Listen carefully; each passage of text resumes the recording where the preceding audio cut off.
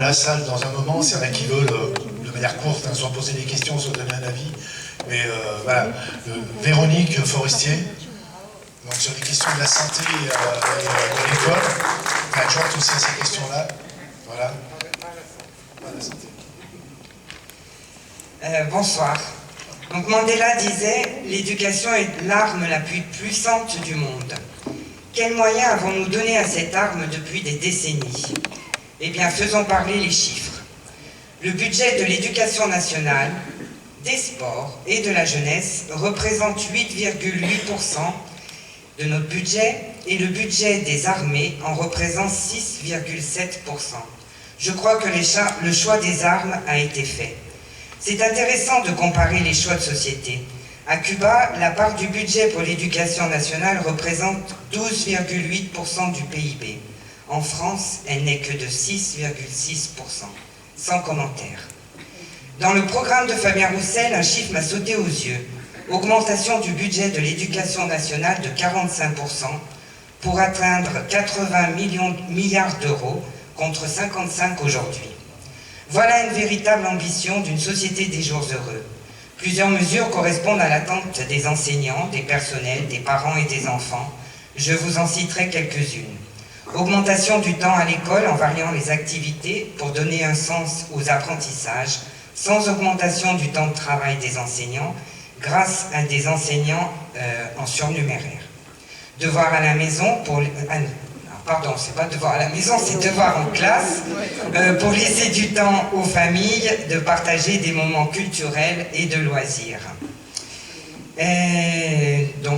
Augmentation du temps à l'école, je l'ai déjà dit, ce qui amène à la proposition de la création de 90 000 postes et l'augmentation des salaires de 30%, ainsi que de le dégel du point d'indice, comme pour tous les fonctionnaires d'ailleurs. Une autre proposition est la baisse des effectifs dans les classes et un point essentiel, la reconstruction des équipes pluridisciplinaires. On le sait tous, il manque des infirmières scolaires, alors qu'à Vénissieux, par contre, on en a. Des médecins scolaires, des psychologues, des enseignants spécialisés, du personnel de vie scolaire, ainsi que la création d'un véritable métier d'accompagnement des élèves en situation de handicap, sous statut de la fonction publique, avec un salaire digne et une formation ambitieuse.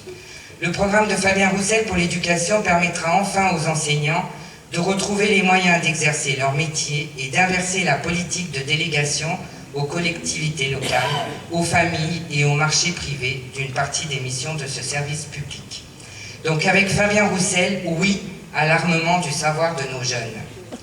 Une des autres priorités du programme de Fabien est la santé, en proposant de revenir à l'origine de la démocratie sociale et aux grands principes d'Ambroise Croizat, cotiser selon ses moyens, recevoir selon ses besoins.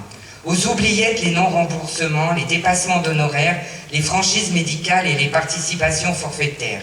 Oui au remboursement à 100%. Mais pour cela, il faut trouver un médecin, ce qui s'avère un parcours du combattant pour de nombreux citoyens. Là encore, les chiffres sont têtus. En 2007, il y avait en France 3,67 médecins pour 1000 habitants. Et en 2016, je suis désolée, je n'ai pas trouvé un chiffre plus récent, plus que 3,23 pour 1000 habitants.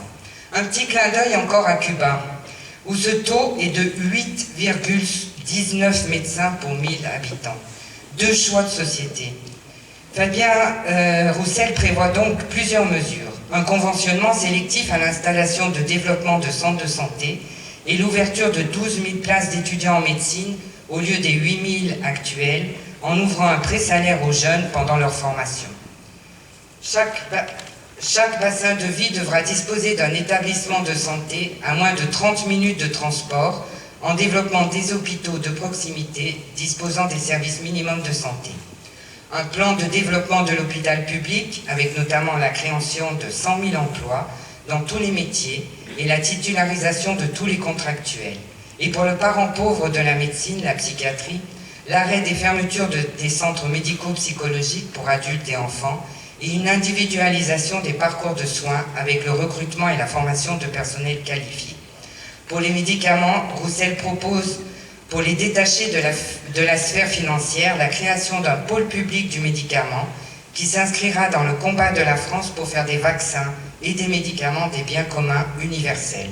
Enfin, les agences régionales de santé, véritables bras armés mis en place par les pouvoirs précédents pour asphyxier les hôpitaux, seront remplacés par des services régionaux démocratiques de l'État, composés de 3 collèges, usagers, professionnels de santé et élus du territoire.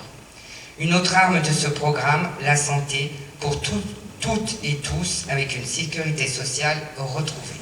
Merci. Merci Véronique.